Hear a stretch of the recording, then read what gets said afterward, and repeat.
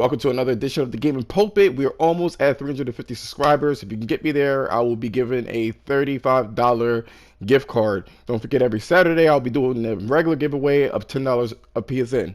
Let's go.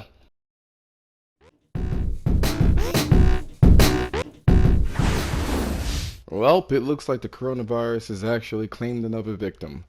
The Last of Us has actually been delayed indefinitely, and so is that Iron Man game as well.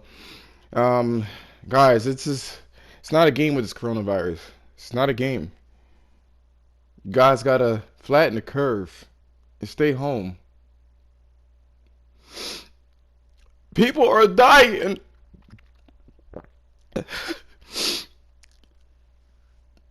It's terrible. No, I'm playing, but to be honest with you, seriously, this coronavirus is has been completely getting out of hand and stuff like that. And I wonder what happens with development, like development of games. You know what I'm saying?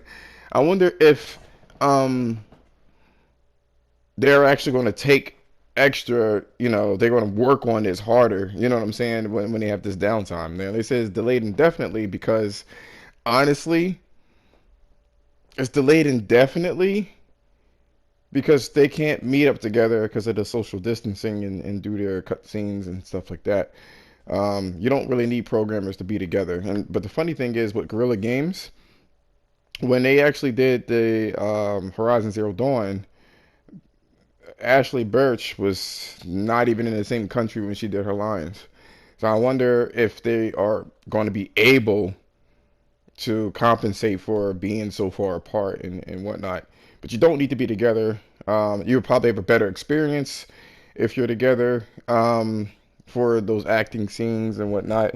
I know the Horizon Zero Dawn didn't have any kind of intimate, motion captures and stuff like that. Well, I guess, you know what? Come to think about it, the motion capture, you kind of need to be together for spatial differences and stuff like that. I don't know.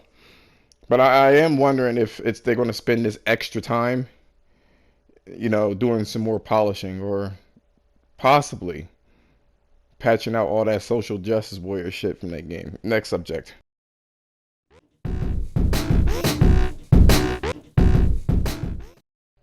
IGN just recently had a interview with Phil Spencer regarding just the next generation rhetoric and what he thought about the PlayStation 5 reveal and Mark Cerny and things of that nature.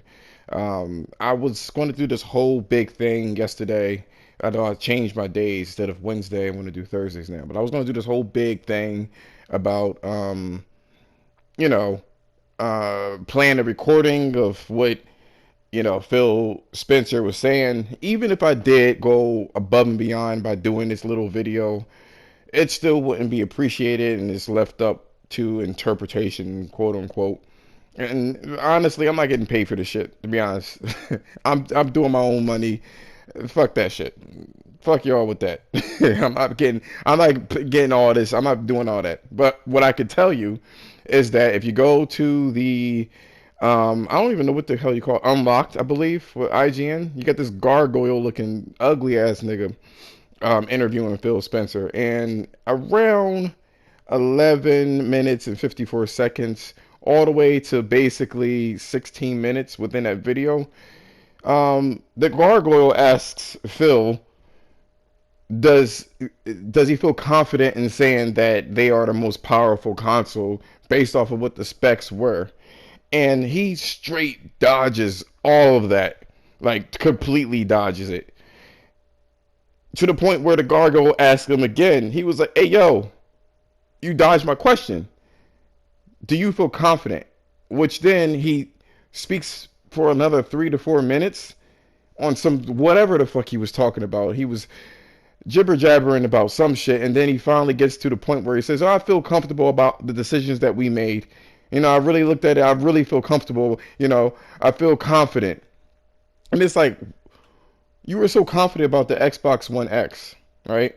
You were real confident about that, but for some reason you cannot explicitly say that your console is more powerful. Why is that, Phil? I was going to go do a whole thing, but it's not even worth it I've been getting a lot of messages, not that I really care, but it's not worth it for people that already have their mind set on these numbers. All I will say is that when these consoles come out, let the games do the talking. The games are going to do the talking. There's a lot more to the story than these numbers. And I'm not saying that just to say it. It was very telling for Phil to not be able to explicitly say we are the most powerful console in any capacity. He could have easily went into detail, but he didn't. And that wasn't just being like politically correct. He couldn't answer that question. He can't answer that question because these consoles are too close in numbers. A. B. Or I should say, it probably there's something that's bottlenecking the new Xbox. And that's probably why he can't really say what he wants to say. You know what I mean? No, regardless of what you want to believe, let the numbers do the fucking talking at this point. Because man, y'all Xbox are hard headed and y'all believe whatever the hell y'all want to believe. So it is what it is. It is what it is. Next subject.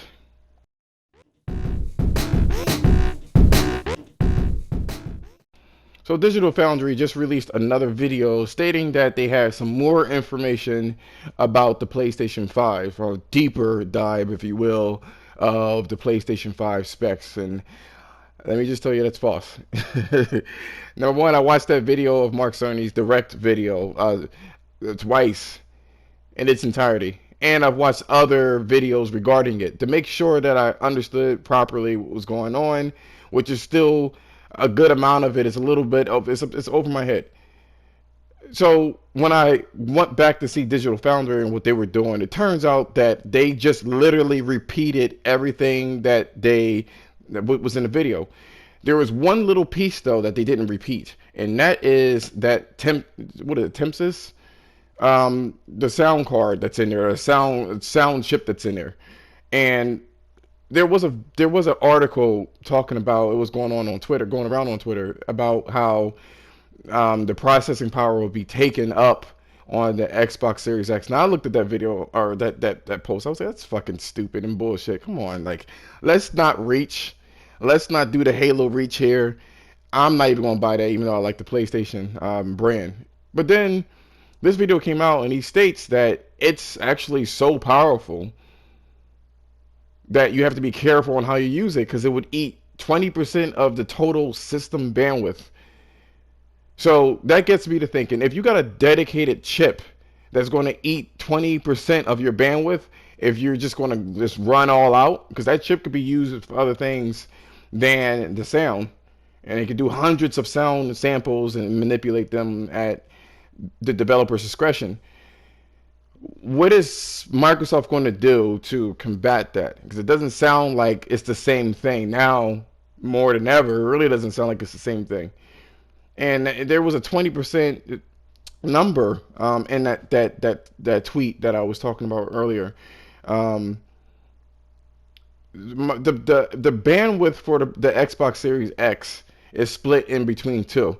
So if you're going to have a sound chip that's going to tap into some of the bandwidth, see, Microsoft has a fast bandwidth and a slow bandwidth, and if you combine those two together, and they mentioned the reason why they did it that way is to keep the cost down. So one of the bandwidth or one of the partitions of the system memory is fast, and the other partition is slow within that allotted amount.